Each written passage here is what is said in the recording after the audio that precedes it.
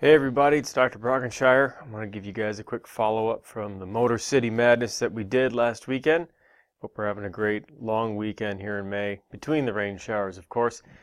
And it's much easier to do this format than it is to create another printed document for you that you got to sit down and read. So at least with this type of stuff, you can view it on any device.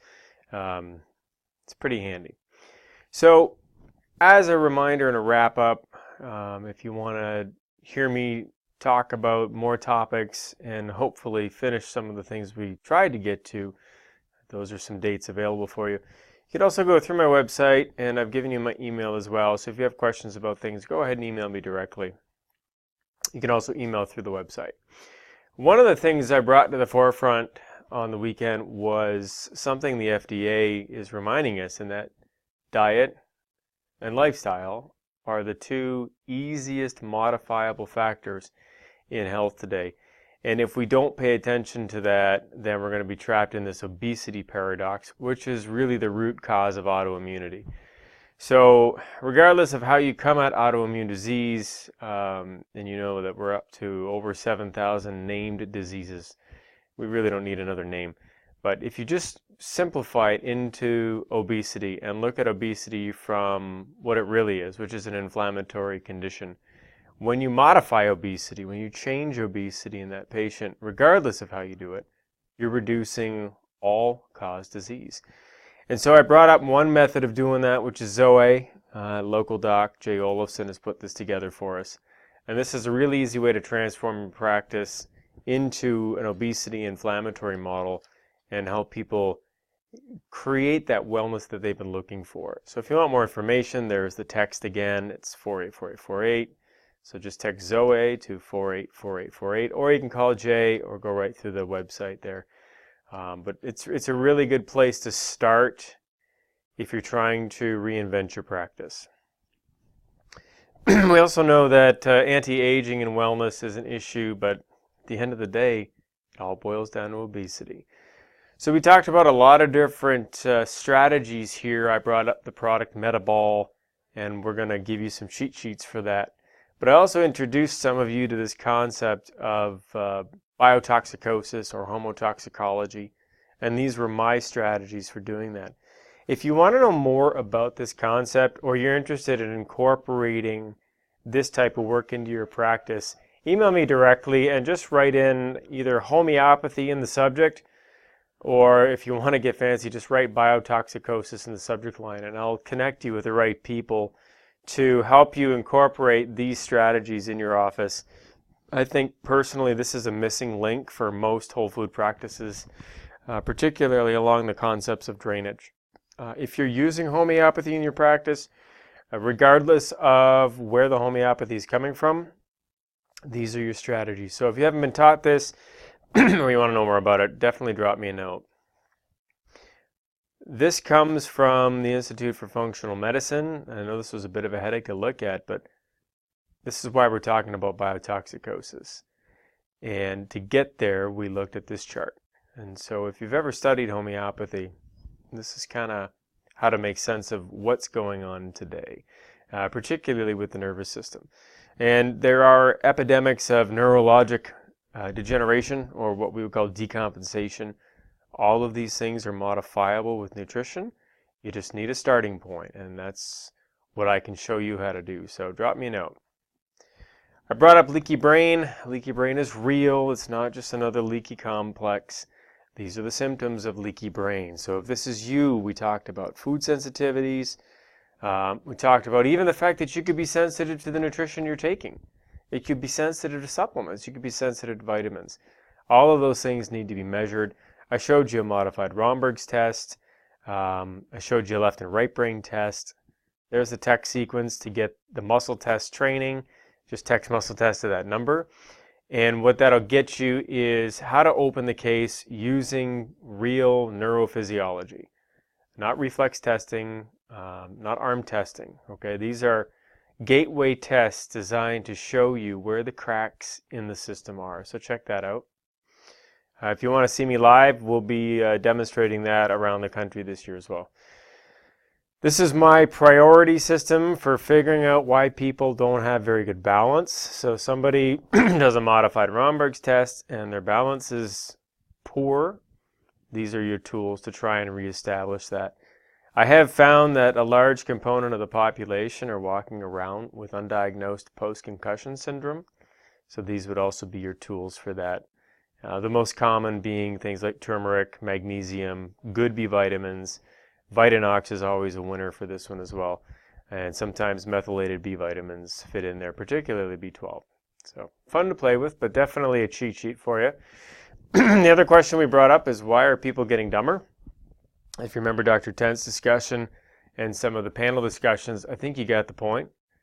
And if you stay on top of the medical literature on a daily basis, you're seeing more and more studies being done on the dumbing down of America, wondering why each subsequent generation's IQ continues to get lower. So I made a master list for you and went through all of these. So if somebody asks you, well, what's wrong with me? Why are all these people having all of these brain degeneration issues like Parkinson's, Alzheimer's, increased incidence of stroke, strange brain issues like Lewy body dementia or Peck's disease? It's all going back to this top 6 reasons for a reduction in brain resilience. We spent some time talking about glyphosate. I don't need to go there. You already know that glyphosate is bad. But we didn't really get a lot of time to go into the specific nutrients for a reduction in brain power. Sulfur being a biggie. We touched on that. We touched on magnesium. You all got magnesium to take home. Hopefully you've tried it. A little clinical pearl using the Easy Mag. When you blend it into something, let it sit for about 5 minutes. Blend it again, and then it'll fully dissolve. It goes down really smooth. I recommend that everybody just add 1 sachet of Easy Mag to whatever shake they're taking on a daily basis. Let it sit for 5 minutes, then reblend it, and it all mixes just right. Something not on this list is a protein deficiency. A lot of people aren't digesting their protein, and we talked about why. How aging reduces the ability to make hydrochloric acid. Talked about digestive options like Zypan and Enzicor. These are one of the reasons that you see a reduction in zinc in people, because you need acid to absorb your minerals. So we covered a lot of stuff, and these seminars typically do that. There's a lot of information being put out, but one of the feedback pearls I was given consistently was that they wanted more protocols, more how-to. You guys want to know how to do this stuff. And that's where coming to other seminars pays off, talking to people that are already doing this work, shadowing people already doing this work, getting a good feel for how it's applied in practice, and taking care of yourselves. And this is my list for doctors to take care of yourselves, particularly your poor staff. It takes energy to help people. You need to create energy, and you can use plants to help your cells make more energy.